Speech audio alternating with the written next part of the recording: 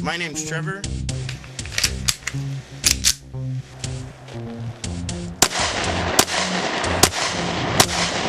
So foreign to our conscious mind. So foreign to our conscious mind. And this is High Desert Tactical. So foreign to our conscious mind.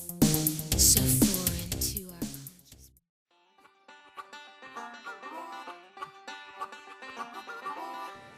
Hey, Trevor with High Desert Tactical, and thanks for watching.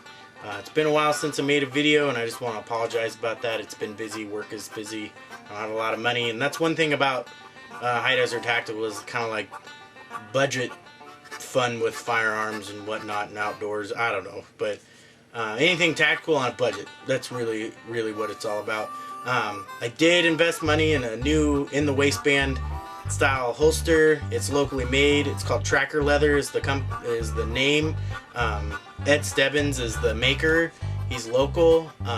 So we'll do a little brief breakdown and price. Now the thing about this holster I will talk about is it is an investment.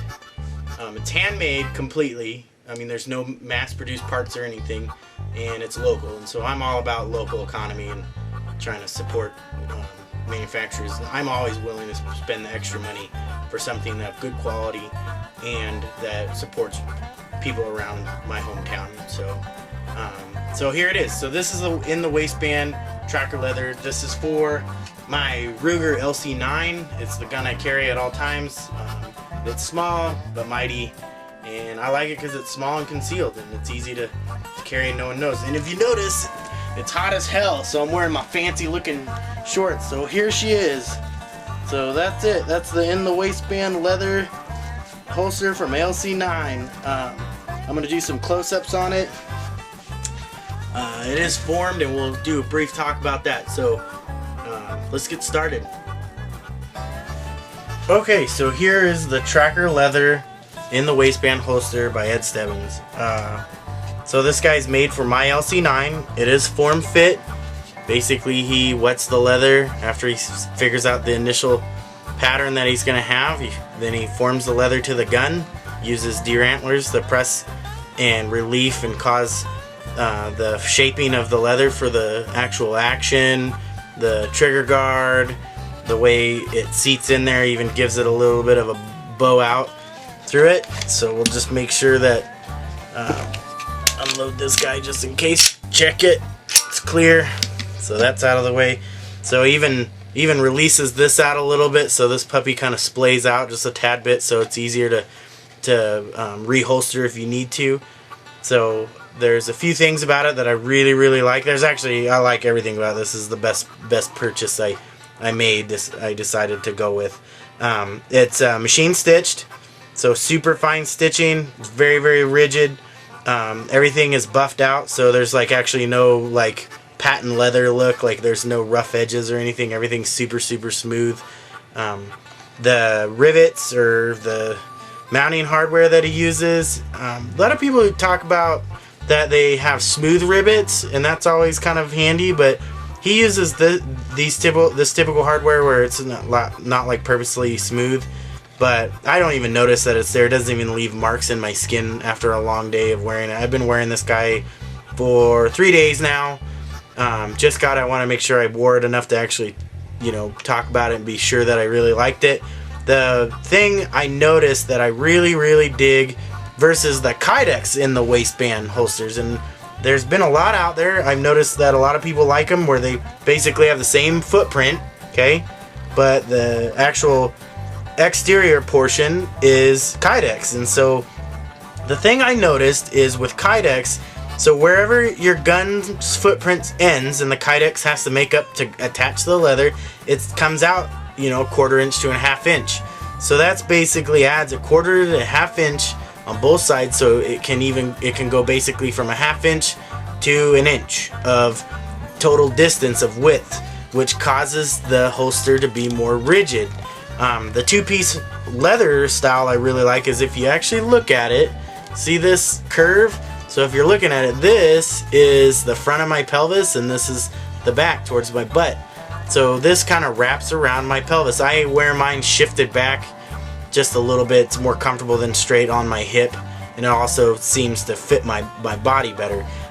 With the Kydex is you don't get this natural curve as much because it's it's designed to be super rigid. Plus Ed informed me that with Kydex it usually mars up the finish of your gun.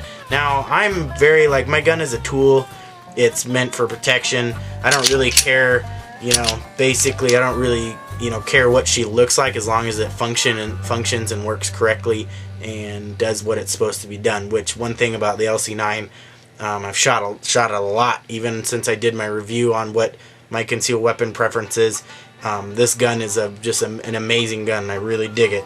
So I just went with what he said though, and I kind of thought about the Kydex marring up the gun. Then also I was under the understanding is sometimes it's really hard to get a Kydex molded one that holds the gun but also can release the gun.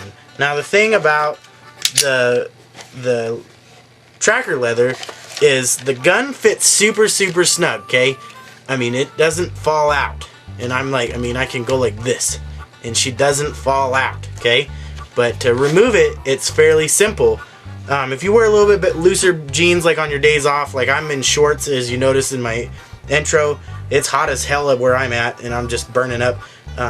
You go to lift on it, your pants kind of go up with it, so you got to kind of prop yourself if you need to draw, or set your hand around the front part of the holster so when you remove it's kind of cumbersome. But I think a Kydex would be just as difficult. So that's kind of the point why I decided to go with this. This is he makes them just handmade, like they're the very few are reproduced over and over. So he just makes them per gun. One thing, he's made a few for the LC9, so he did one correction. So mine's kind of like number 1 of volume 2. So he normally would just cut this right off, it'd just be a square end.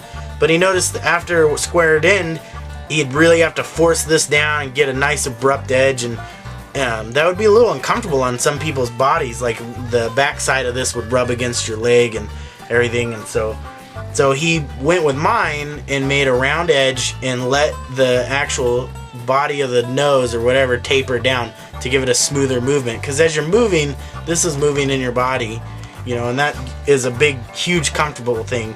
Comfort is extremely important to me, especially when I want to carry my gun at all times. So this was definitely a very good purchase in my opinion. Everything about it I really like. The snaps are like super, these puppies are like really tough, so they're hard to break free. He says over time they'll loosen up, and then obviously as all buttons do, they wear out. So I've just gone ahead as I put it in, I just thread my belt through it. I don't unsnap it. If I need to unsnap it emergency style, whatever. But I just basically, if I need to go into a post office or something, I just remove my gun and store it in my car and just keep this on. So that's the tracker leather holster. If you have any questions on it, you should let me know. I can get you Ed's information if you're interested in one of these. All his holster products basically go up between $65 up to $150, and if you want to get really fancy, he probably gets even higher. But he makes pretty much anything you want. So you just gotta hook up with him. So that's it, and it's one of the best things I've ever bought. So that's it, and I just want to thank you for watching this video, and I'm really excited about that purchase. I know it's a little on the steep side, and I don't mean to offend Ed at all, but it's it's well worth the money, and it also encourages my local economy, and that's a big deal to me. It's just making sure that the people that live where I live are taken care of and people buy their stuff. I know buying things online is really cool. I do it all the time, but this kind of seemed important to me, and so that's why I decided to share this and wanted to let you guys know about that product. If you have any questions on it, again, just comment below and I'll shoot you the information you need. The other thing too is I just want everybody to know, kind of like High Desert Tactical, this is a brief overview of what I'm doing. I'm working on making better videos, and I know that I'm new and I'm definitely a noob, so a lot of those that watch this, I really appreciate you watching, and those who've watched several times and still are interested, I really appreciate you as well. So just leave any information, any feedback, things that you want to know about. The thing about High Desert Tactical mainly is everything's on a budget. Like, I don't have millions of dollars. I don't buy guns every day. You know, I do like accessories. Accessories are always affordable and they're a lot of fun to fool around with. So I generally just kind of keep it around that. So it's all about being on a budget. So if you want my opinion on something, just tell me. Just ask about it and I will give it. I don't care if it's on a first aid kit or a bug out bag. I'll tell you exactly what I think. So I'm hoping to come up with some more videos. I'm sorry that they are kind of scattered in between. Work's kind of a pain in the ass. So, but you know, what do you do? Working, man. So today's my day off. I always try to do something on my day off. So again, rate, subscribe, please like my video, and if you have any questions, ask. I really want some questions. So, but I'm Trevor, High Desert Tactical. I'll catch you on the flip side.